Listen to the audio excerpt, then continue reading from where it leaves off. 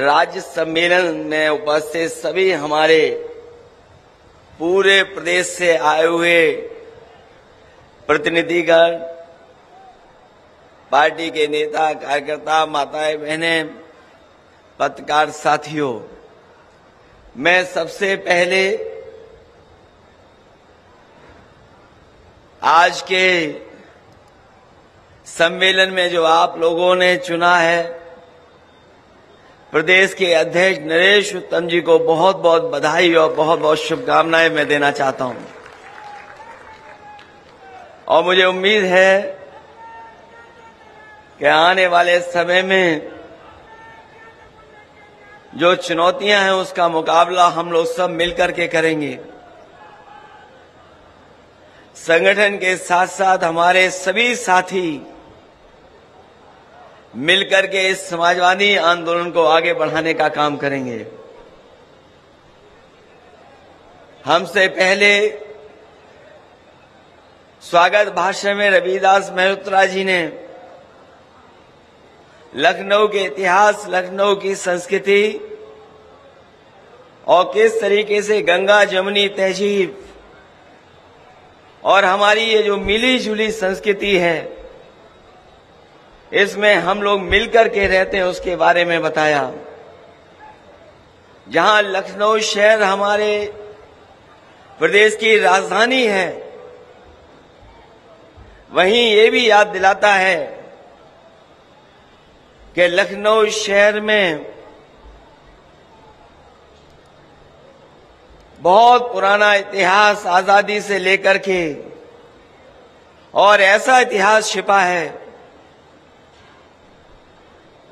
जिसने हमारे समाज को समय समय पर दिशा देने का काम किया है। हालांकि रविदास मल्होत्रा जी बहुत पुराने नेता हैं, इनका रिकॉर्ड तो ये है कि शायद ही कोई नेता इतना जेल गया होगा जितना रविदास मल्होत्रा जी जेल जा चुके हैं। और मुझे खुशी है इस बात की कि 2022 में अभी तक का सबसे ज्यादा वोट प्रतिशत अगर किसी दल को मिला था, और हमारी समाजवादी पार्टी को सबसे ज्यादा वोट के प्रतिशत में हम लोग हासिल किए थे। सीटें बढ़ गई, दोगुनी हो गई, जीत नहीं पाए, लेकिन मैं ये कह सकता हूं आज 19 और 22 के प्रयोग ने और जिस तरीके से हमारे कार्यकर्ता नेताओं ने काम किया,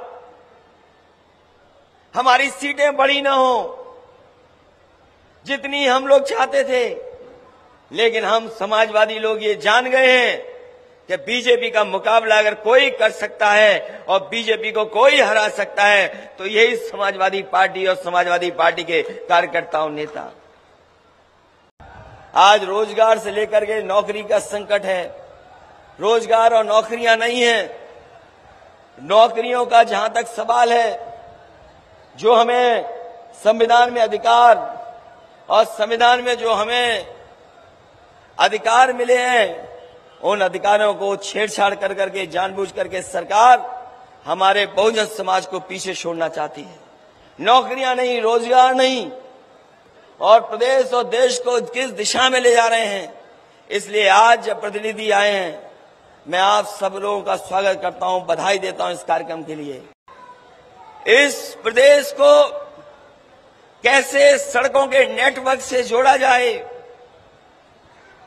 हमारे जिला मुख्यालयों को कैसे चौड़ी सड़कों से जोड़ा जाए, क्योंकि ये बात मानी गई है और अमेरिका के बारे में उदाहरण दिया जाता है कि अमेरिका ने सड़कें बनाई और सड़कों ने अमेरिका को बना दिया।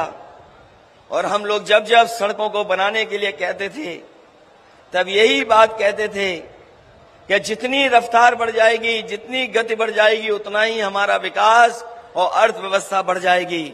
मुझे खुशी है इस बात की कि नेताजी ने हम लोगों को मौका दिया सरकार चलाने के लिए। देश का सबसे बेहतर एक्सप्रेस वे अगर किसी ने बना करके खड़ा किया तो समाजवादी सरकार में वो बन करके तैयार हुआ। मुझे वो घटना याद है जिस समय मैंने नेताजी को शिलान्यास के लिए बुलाया था। उस समय पूरे के पूरे हमारे प्रेस के लोग मौजूद थे, पूरा कार्यक्रम लाइव था। और जब शिलान्यास के लिए नेताजी को कहा कि आप शिलान्यास इस सबसे बड़े प्रोजेक्ट का करेंगे, तो नेताजी ने कहा कि हम जब कभी भी किसी योजना का शिलान्यास करते हैं तो ये बात इंजीनियर और वहां के अधिकारियों से पूछ लेते हैं कि इसका उद्घाटन कब होना है। उन्होंने पूछा कि उद्घाटन कब होगा। हम लोगों ने कहा ये 36 महीने में बन करके तैयार हो जाएगा।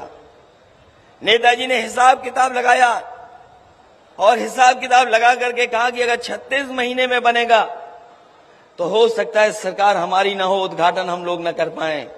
इसलिए नेताजी ने वहीं कहा कि इस हाईवे को कम से कम ऐसा जल्दी बना दो जिससे उद्घाटन करने का मौका हम लोगों को मिल जाए। उस समय देश की जो बड़ी बड़ी कंपनियां थीं, उनके जो वरिष्ठ अधिकारी थे, उनसे मैंने पूछा कि क्या आप इस प्रोजेक्ट को कम समय में बना सकते हैं, क्योंकि नेताजी चाहते हैं कि उद्घाटन हो जाए। और उद्घाटन की तारीख और जिस तरीके के स्वास्थ्य में जो फैसले लिए गए थे 108, 102 के, वही एम्बुलेंस चल रही, कोई नई एम्बुलेंस नहीं चल रही है। और जो एम्बुलेंसें चल भी रही हैं, इस सरकार ने बर्बाद करने का काम किया है। पूरी बर्बाद हो गई है वो। स्वास्थ्य सेवाएं ठप, जो जनहित की योजनाएं हैं, आज गरीब को इलाज नहीं मिल पा रहा है। जो अस्पताल बनना शुरू हुए थे वो अस्पतालों में सुविधाएं नहीं है। जिन मशीनों पर जांचें होती है वो जांचों की मशीनें नहीं है। और जो खरीदी गई थी कभी नेताजी के और पुरानी समाजवादी सरकार में, वो सब मशीनें ऑब्सलीट हो गई हैं। वो मशीन ऐसी भी नहीं है जिन पर अच्छी जांच कर करके गरीबों का इलाज करा सकें। मुझे तो लगता है ये सरकार जानबूझ करके हमारी सरकारी व्यवस्था को ध्वस्त करना चाहती है। और सरकारी व्यवस्था को इसलिए ध्वस्त करना चाहती है जिससे कि इसको भी प्राइवेट हाथों में बांट दें।